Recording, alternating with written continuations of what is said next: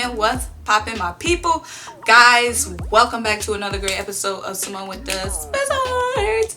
I'm Simone, bringing you guys nothing but the sports. So today I'm super stoked to talk about my birds, my Philadelphia Eagles. So guys, make sure you like, make sure you comment, make sure you subscribe, and you keep rocking with me and the channel, and turn on your notification bell, because you guys know football talk is my #1 love.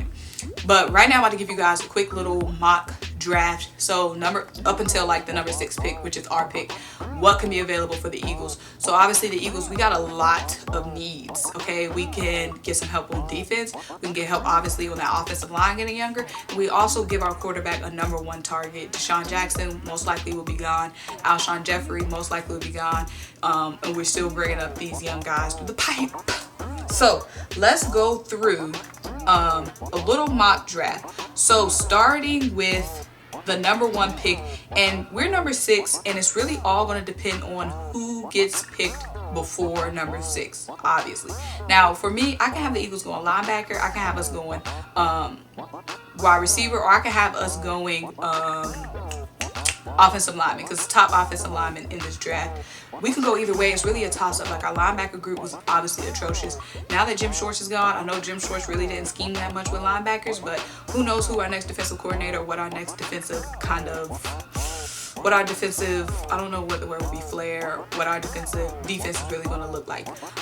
So I really could see us going linebacker. Our linebacker group was obviously not very strong this past year. We did have injuries, but still, we were like number 4,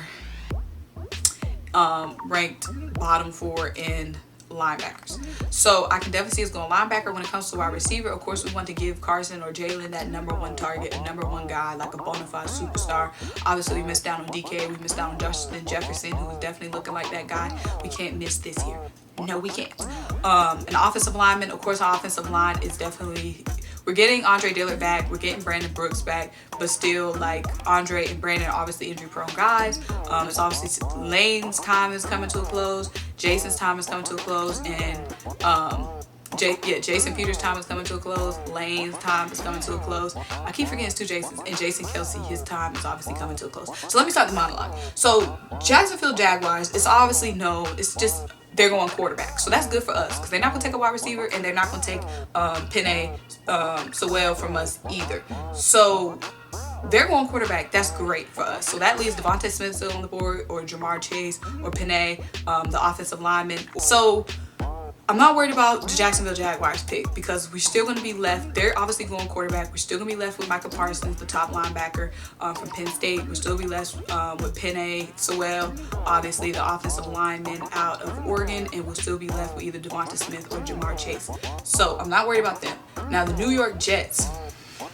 The New York Jets, they're picking at #2. They can either go offensive lineman and get PENEI, or they could go quarterback.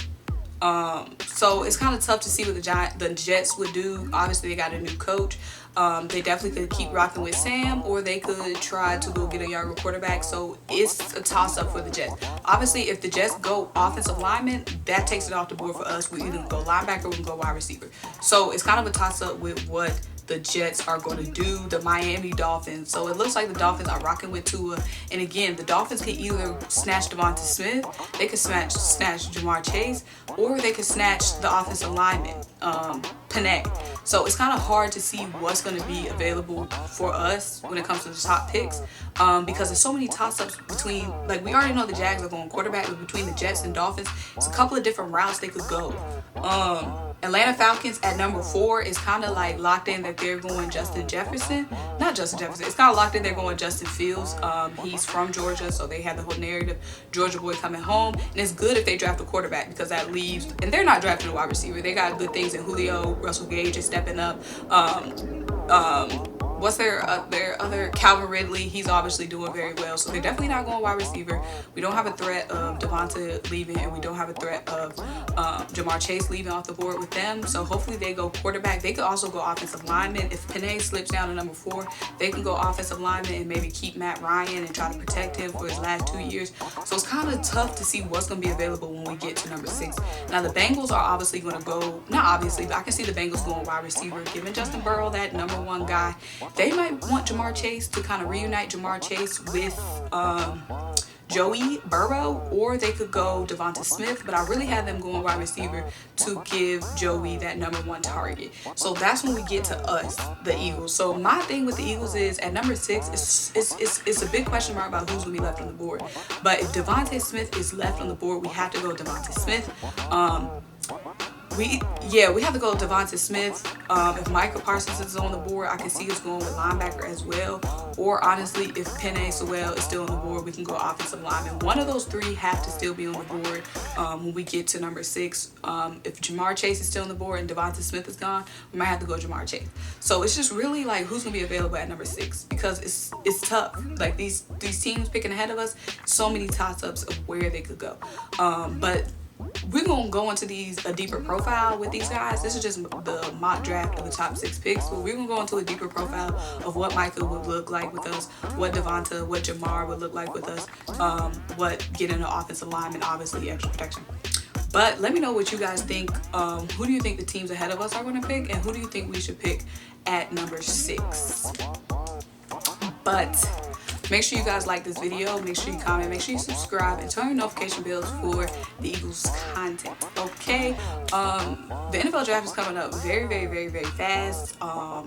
This year is just already going by kind of quick, but April's gonna be here before we know it. But we're gonna have plenty of mock drafts, and obviously the coach we hire might have an influence on who we draft as well, just thinking about their mindset, whether it's offensive or defensive, where we could go as well. So we have to keep an eye out for that. So Deuce Staley, Airbnb are still interviewing. I really hope we promote one of those guys. Obviously Deuce will be getting a promotion, Eric will be getting hired. But let me know what you guys think. Make sure you like, make sure you comment, make sure you subscribe. Let me know what you want to see in my next video. And bye!